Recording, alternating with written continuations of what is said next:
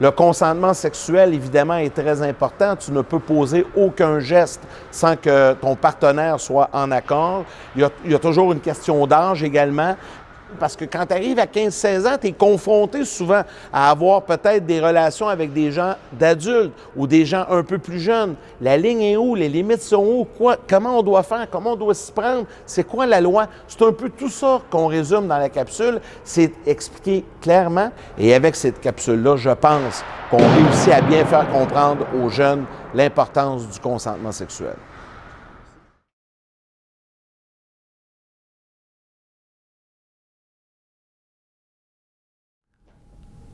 L'adolescence est une étape de vie avec différents apprentissages.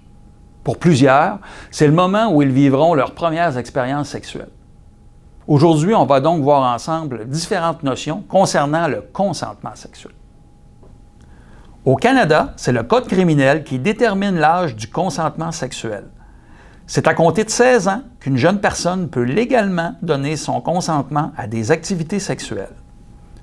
Le Code criminel prévoit une première exception de proximité d'âge chez les adolescents de 14 et 15 ans.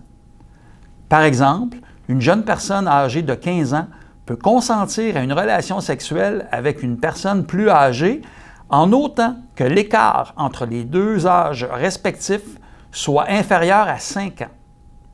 Ainsi, le consentement d'une jeune personne de 15 ans n'est pas valide avec une personne de 20 ans ou plus qui, elle, pourrait se voir accusée de plusieurs infractions criminelles. Le Code criminel prévoit une autre exception de proximité d'âge en ce qui concerne les adolescents de 12 et 13 ans.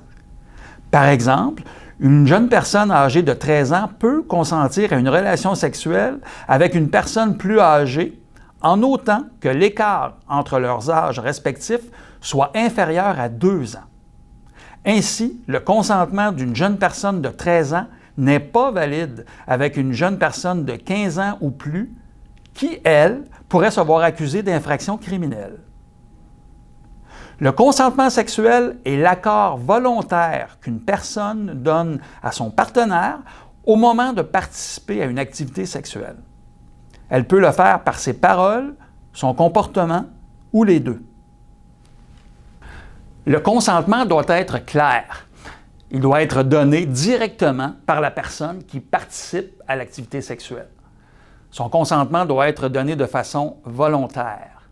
Le choix de la personne doit aussi être libre et éclairé.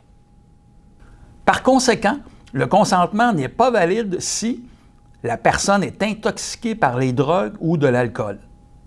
Le consentement n'est pas valide si la personne est inconsciente ou dans un état de sommeil. Pas valide si l'agresseur utilise l'intimidation ou les menaces, ni si la personne change d'avis et dit non. Sans oui, c'est non. Sans consentement, c'est une agression. Et quand c'est non, un baiser, un toucher, une caresse, une relation sexuelle partielle ou complète, tout ça peut faire partie d'une agression sexuelle. Une agression sexuelle, c'est criminel. C'est une infraction grave pour laquelle les mesures extrajudiciaires ne s'appliquent pas. Les policiers arrêtent les agresseurs et les traduisent devant les tribunaux. Pour en apprendre plus, visite le site d'Éducalois.